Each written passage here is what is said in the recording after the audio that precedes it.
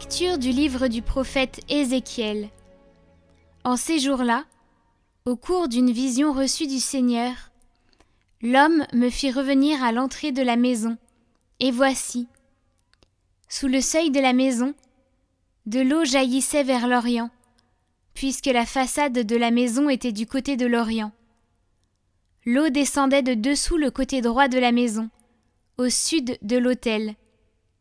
L'homme me fit sortir par la porte du nord, et me fit faire le tour par l'extérieur, jusqu'à la porte qui fait face à l'Orient. Et là encore, l'eau coulait du côté droit. Il me dit : cette eau coule vers la région de l'Orient. Elle descend dans la vallée du Jourdain, et se déverse dans la mer morte, dont elle assainit les eaux. En tout lieu où parviendra le torrent, tous les animaux pourront vivre et foisonner.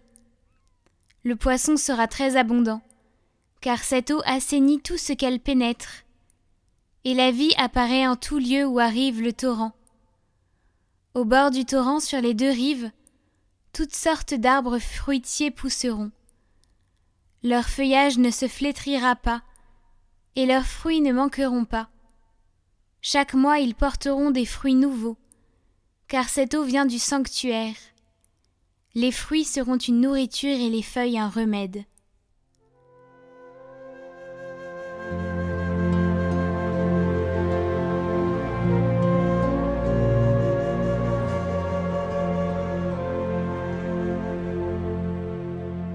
Le fleuve, ses bras réjouissent la ville de Dieu, la plus sainte des demeures du Très-Haut.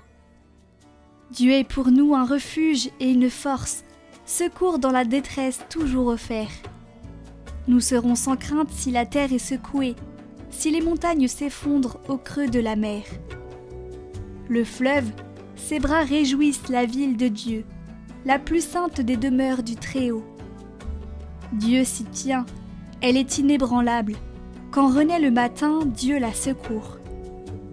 Il est avec nous, le Seigneur de l'univers. Citadelle pour nous, le Dieu de Jacob. Venez et voyez les actes du Seigneur. Il détruit la guerre jusqu'au bout du monde.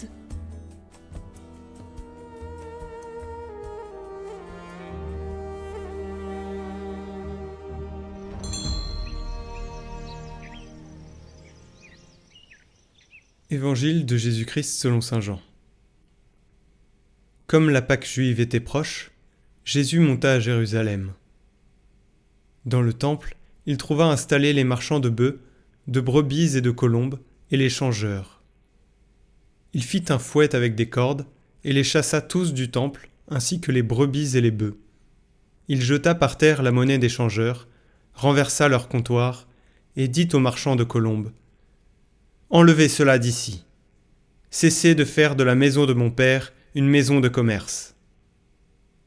Ses disciples se rappelèrent qu'il est écrit : l'amour de ta maison fera mon tourment. Des Juifs l'interpellèrent : quel signe peux-tu nous donner pour agir ainsi ? Jésus leur répondit : détruisez ce sanctuaire, et en 3 jours je le relèverai. Les Juifs lui répliquèrent : il a fallu 46 ans pour bâtir ce sanctuaire. Et toi, en 3 jours, tu le relèverais ? Mais lui parlait du sanctuaire de son corps. Aussi, quand il se réveilla d'entre les morts, ses disciples se rappelèrent qu'il avait dit cela. Ils crurent à l'Écriture et à la parole que Jésus avait dite.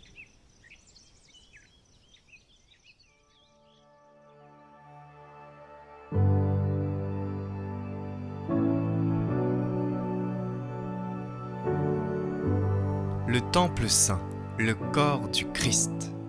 Le Seigneur les chassa tous du temple. L'apôtre Paul dit : le temple de Dieu est saint, et ce temple c'est vous. C'est-à-dire vous tous qui croyez au Christ et qui croyez au point de l'aimer. Tous ceux qui croient ainsi sont les pierres vivantes, dont s'édifie le temple de Dieu. Ils sont comme ce bois imputrescible dont a été construite l'arche que le déluge n'a pas pu submerger. Ce temple, le peuple de Dieu, les hommes eux-mêmes, c'est l'endroit où Dieu exauce quand on l'y prie. Ceux qui prient Dieu en dehors de ce temple ne sauraient être exaucés pour la paix de la Jérusalem d'en haut, même s'ils sont exaucés pour certains biens matériels que Dieu accorde aussi aux païens. Mais c'est tout autre chose d'être exaucé en ce qui concerne la vie éternelle. Cela n'est accordé qu'à ceux qui prient dans le temple de Dieu. Car celui qui prie dans le temple de Dieu prie dans la paix de l'Église, dans l'unité du corps du Christ, parce que le corps du Christ est constitué de la multitude des croyants répartis sur toute la terre. Et celui qui prie dans la paix de l'Église prie en esprit et en vérité. L'ancien temple n'en était que le symbole.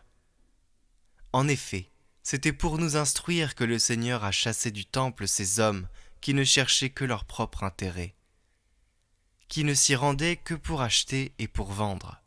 Si cet ancien temple a dû subir cette purification, il est évident que le corps du Christ, lui aussi, le temple véritable, contient des acheteurs et vendeurs mêlés à ceux qui prient, c'est-à-dire des hommes qui ne cherchent que leur propre avantage et non celui du Christ. Un temps viendra où le Seigneur mettra dehors tous ses péchés.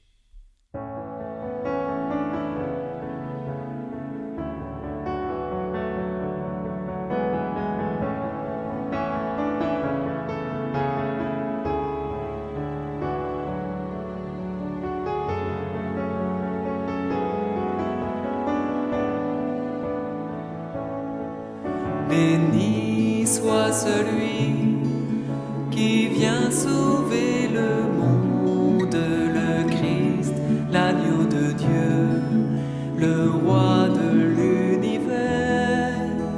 Gloire, honneur et puissance à l'agneau vainqueur pour les siècles des siècles.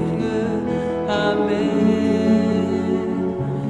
Pour les siècles des siècles. Amen. Béni soit celui